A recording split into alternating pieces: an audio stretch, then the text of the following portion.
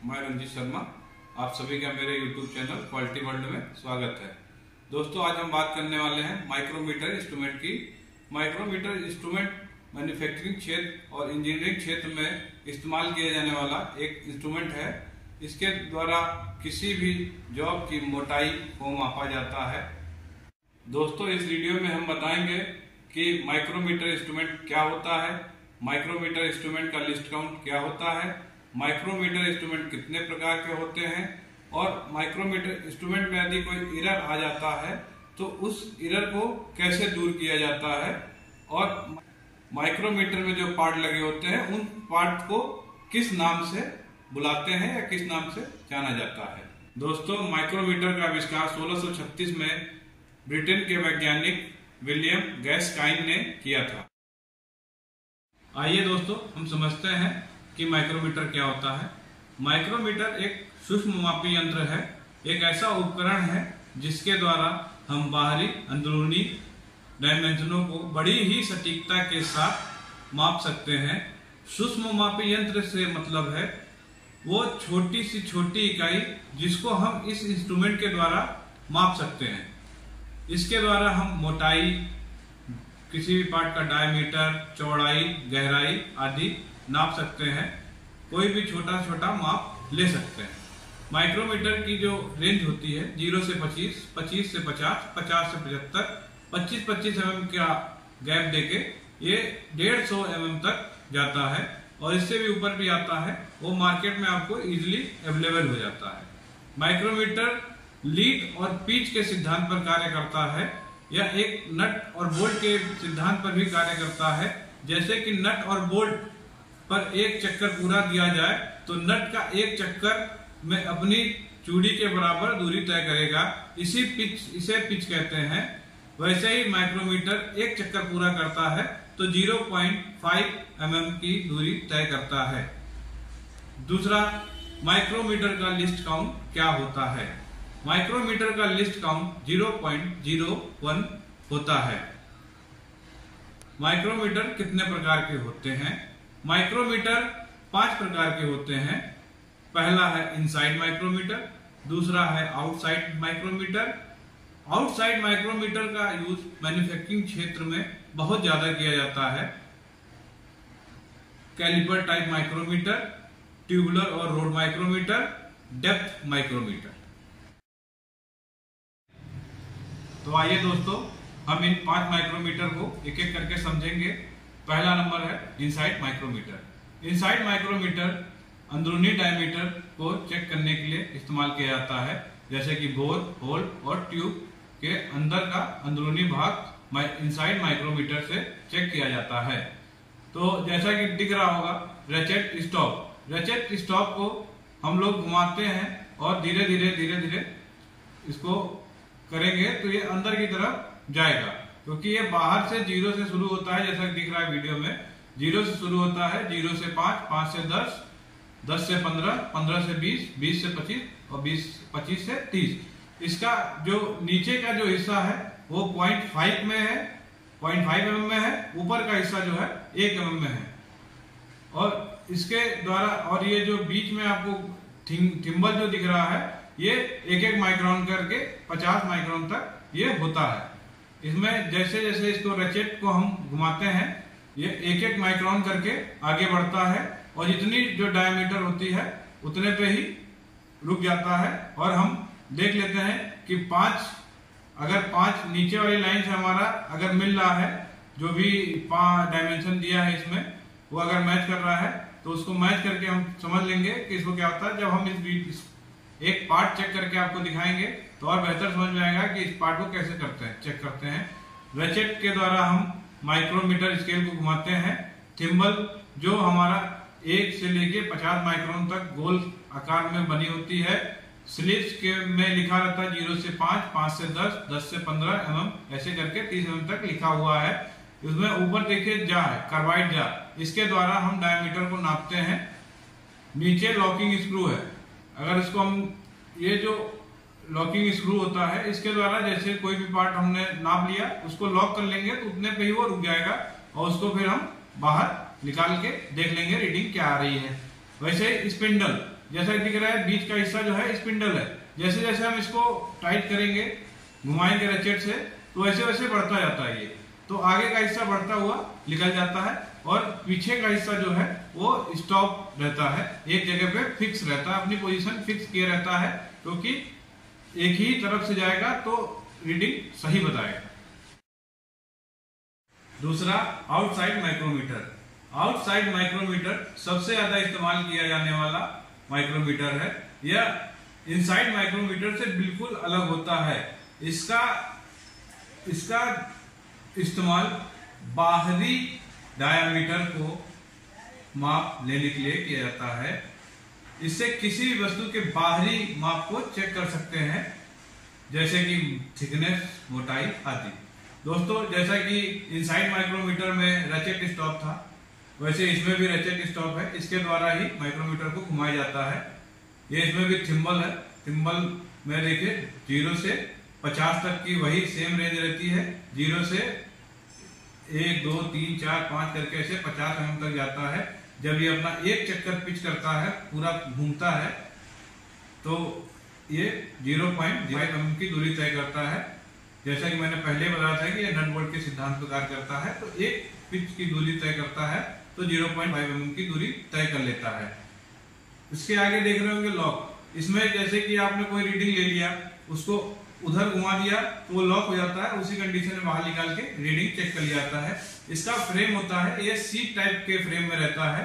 देख रहे होंगे जैसा कि इसमें एनविल है। एनविल जो है अपनी जगह पे फिक्स रहता है। स्पिंडल जो होता है वो घूमता है और वो आगे की तरफ बढ़ता है और रीडिंग को मेजर करता है। लीव विद वर्नियर है। इसमें 0 से फिर वही 0.5, इसमें 0 से पहला जो लाइन होता है 0.5 का होता है ऊपर का हिस्सा, नीचे का हिस्सा 1 mm का, फिर ऊपर का 0.5 यानी 1.5 mm, फिर नीचे का 2 mm, ऐसे करके ये 0 से 25 mm तक जाता है। Caliper type micrometer. यह माइक्रोमीटर एक वर्नियर कैलिपर की तरह होता है। यह माइक्रोमीटर के द्वारा किसी भी जॉब के अंदरूनी डायमीटर को चेक करने के लिए किया जाता है। यह इसके जो जॉ होते हैं, इसके जो जा होते हैं दोनों, उसको डायमीटर के अंदर डालकर घुमाया जाता है और उसका माप लिया जाता है। फोर्थ जो है ट्यूबुलर और रोड माइक्रोमीटर।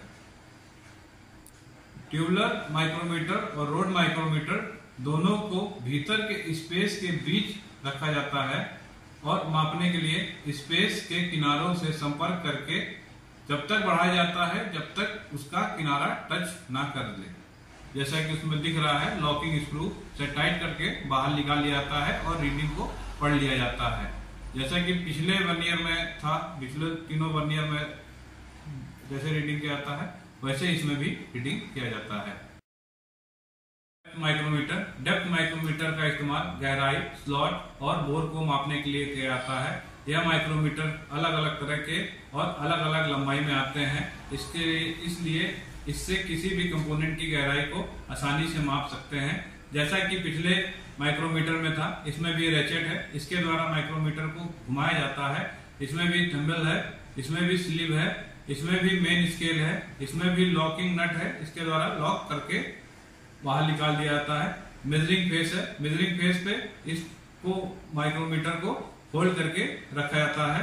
इसके द्वारा गहराई आसानी से मापी जाती है। स्पिंडल जितना गहरा होगा कोई भी जॉब उतना गहराई में वो चला जाएगा और अंत में जाके सरफेस पे रुक जाएगा और हम इसको लॉक करके बाहर निकाल लेंगे और इसमें रीडिंग पढ़ लेंगे। इसमें भी दोस्तों जो नीचे का हिस्सा है 0.5 में है और ऊपर का हिस्सा जो है 1 mm में है। हम आगे इसको प्रैक्टिकल भी करके दिखाएंगे ताकि आपको और बेहतर से समझ में आए कि कौन सा हिस्से को 0.5 बोलते हैं, किसमें 1 mm कहाँ पे होता है और कहाँ पे 0.01 mm होता है। माइक्रोमीटर से संबंधित कुछ जानकारी जो हम आपको बताते हैं और इसको कोई भी माइक्रोमीटर से चेक करते समय जरूर चेक कर लें। पहला है, काम के अनुसार माइक्रोमीटर का चुनाव होना चाहिए, क्योंकि अगर हमें 25 से ऊपर का नापना है, 25 mm से ऊपर की चौड़ाई को नापना है या गहराई को नापना है या मोटाई को नापना है तो हमें 25 से 50 mm की रेंज तक का इंस्ट्रूमेंट का यूज करना चाहिए, ना कि 0 से 25। तो इसलिए हमें काम के अनुसार माइक्रोमीटर का चुनाव करना चाहिए। दूसरा है, माइक्रोमीटर का प्रयोग करने से पहले उसको अच्छे से चेक कर लेना चाहिए कि उसमें किसी प्रकार का एरर तो नहीं है। कहीं एरर होने से हमारी गलत रीडिंग आ सकती है। माप लेने से पहले स्पिंडल और एनविल को फेस और जॉब दोनों को अच्छे तरीके से साफ कर लेना चाहिए कि किसी तरह का उसमें कोई पार्टिकल या कोई कण तो नहीं चिपक गया है जिसके द्वारा हमारा रीडिंग गलत आ रही हो। सही माप करने के लिए हमें रैचेट स्टॉप का प्रयोग करना चाहिए। रैचेट के स्टॉप के द्वारा ही माइक्रोमीटर को घुमाना चाहिए। माइक्रोमीटर को कभी भी टूल्स के साथ नहीं रखना चाहिए, क्योंकि टूल्स के साथ रखने पे कोई उस पर गिर गया तो टूट सकता है और डैमेज हो सकता है। छठा, कभी भी चलती मशीन पर जॉब को मापना नहीं चाहिए। कभी भी चलती मशीन पर जॉब को नहीं मापना चाहिए, हमेशा मशीन रोककर ही माप लेना चाहिए। माइक्रोमीटर को हमेशा बॉक्स में रखना चाहिए। कभी भी लॉक नट को लगाकर माइक्रोमीटर गेज का इस्तेमाल नहीं करना चाहिए। काम होने के बाद इसे वापस डब्बे में पैक कर हमें सुरक्षित जगह रख देना चाहिए। माइक्रोमीटर को रखते समय एनविल और स्पिंडल को अच्छे से साफ कर लेना चाहिए और उसमें 1 से 2 mm की गैप जरूर बनाकर रखना चाहिए, क्योंकि गर्मी में ये धातु का बना होता है और जिससे कि वो फैला हुआ आता है।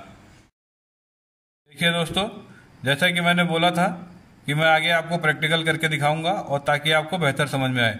देखिए, ये जो हिस्सा होता है ये जो घूम रहा है, 0 से, देखिए 0 से शुरू होता है। ये 0, फिर 0.01 mm, 0.02 mm, 0.03 mm, 0.05, 0.10, 0.15, ऐसे करके 0.49, फिर 0.5। तो ऐसा करके करता है। तो ये जो है 0.01 mm को दिखा रहा है, इस जो लाइन में दिख रहा है आपको, ये सब 0.01 में की दूरी तय कर रहे हैं। और ये जो होता है ये हमारा एक लाइन 0.05 का है, ऊपर 1 mm हो गया, नीचे 1.5 mm हो गया, इसके ऊपर फिर 2 mm, फिर 2.5, फिर 3, 3.5, 4, 4.5, 5, ऐसे करके ये 0.5 में, जैसे कि ये मैंने पहले बताया था, ये नट बोल्ट के सिद्धांत पे काम करता है। एक बार पूरी दूरी तय करने पर 0.05 की दूरी तय करता है एक बार घूमने पर। तो आइए हम आपको कुछ पार्ट चेक करके दिखाते हैं। सबसे पहले तो हमें ये देखना चाहिए कि माइक्रोमीटर में कोई एरर तो नहीं है। देखिए, हमने इसको 0 से मैच कर लिया है। इसको फिर से देख लेते हैं। देखिए, 0 से मैच कर लिया है। अब जो है हम कोई पार्ट को वापस लेते हैं।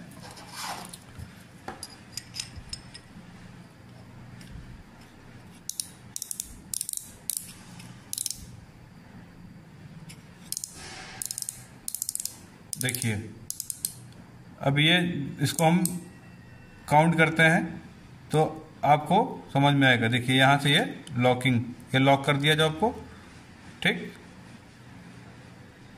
कभी भी इसी के थ्रू, हमें रैचेट के थ्रू ही हमें घुमाना चाहिए, क्योंकि ऐसे घुमाने पे गलत रीडिंग आती है। जबरदस्ती आदमी टाइट करता है, ये इसमें फिक्स रहता है कि अब देखिए ज़्यादा हो गया टाइट, अब ये आवाज़ करने लगा, तो ऐसा होता है। तो अभी हम लोग चेक करते हैं कि कितना mm है। तो जैसा कि मैं बताया 0.05, फिर 1 mm, फिर ये 1.5 mm, ये 2 mm, 2 mm, फिर ये नीचे 2.5 भी दिख रहा है, 2.5 यानी 2.5, फिर ये 0 इधर है, तो 1, 2, 3, तो 2.53। तो इसका थिकनेस जो है 2.53 mm है। ऐसे ही एक और पार्ट को हम लोग चेक करके दिखा देते हैं।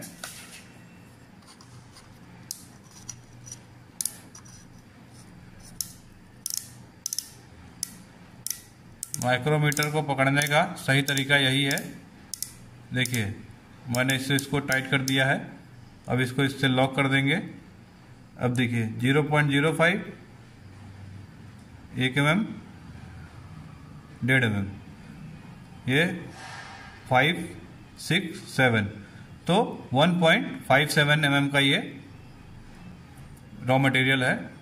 तो इससे हमको पता चल गया कि ये 1.57 का है। तो ये आउटसाइड माइक्रोमीटर का इस्तेमाल ही सबसे ज़्यादा किया जाता है। अब इसमें कुछ चीज़ें हैं जिसको समझ लेना चाहिए बहुत ही गहराई से, ताकि हमें भविष्य में कोई दिक्कत ना हो। ये हमारा मेन स्केल होता है, ये हमारा माइक्रोमीटर स्केल है, ये हमारा लॉकिंग स्क्रू है, इसके द्वारा लॉक करते हैं। ये हमारा रेचेट स्टॉप है, इसके द्वारा ही हमें घुमाना चाहिए। देखिए जैसे जैसे हम कर रहे हैं वैसे वैसे इसका स्पिंडल घूम रहा है, ठीक है। ये हमारा एनविल है, ये हमारा फिक्स कंडीशन में रहता है, ये कहीं भी मूवेबल नहीं है। और ये देखिए ये इसका जो सी फ्रेम है, ये इसका सी फ्रेम है।